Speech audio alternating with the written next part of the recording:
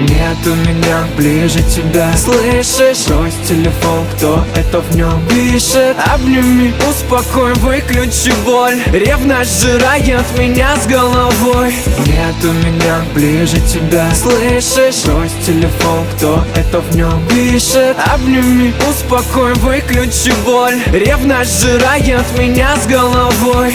Бесперебойных поставок эндорфина хватило на полгода. Общие интересы, разговоры. Если ссоры, то ненадолго и редко. Но на смену цветам приходили запреты. Не общаться с тем-то, не ходи туда. Подруги наречены шлюхами, их не нужно знать, ей лишь снять розовые очки. Осталось нехотя вникать в свою реальность. И рядом нет никого, кроме него и семьи. Когда у него есть время, она должна быть с ним. Когда он с друзьями, сидеть тихо дома. На этой почве возникало немало споров. Непостоянство, извинения, первая годовщина. Обещания громче дел, значит не мужчина. Решила обсудить со знакомым ситуацию. Понадеялась на то, что все же люди меняются. Но как бы не так.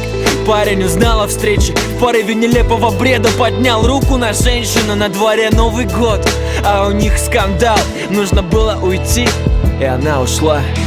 Нет у меня ближе тебя. Слышишь? Брось телефон, кто это в нем пишет? Обними, успокой, выключи боль. Ревность сжирает меня с головой. Нет у меня ближе тебя. Слышишь? Брось телефон, кто это в нем пишет? Обними, успокой, выключи боль. Ревность сжирает меня с головой.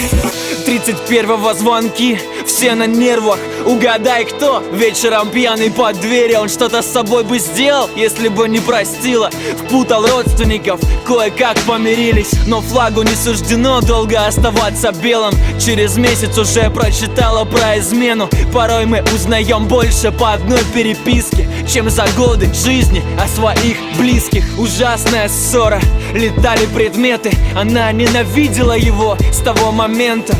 А может, он просто человек такой? Но невозможно все грехи списать на любовь. Явно настала пора уже уходить с концами. Но еще на несколько месяцев покоя не оставил. Случайные пересечения не приносили пользы. Обоюдные уколы, те же вопросы. Все тряслось, разошлись дороги. Вспоминать совсем не хотела такое. Потом услышала о том, что он женится скоро. Параллельно мутил с той самой особой.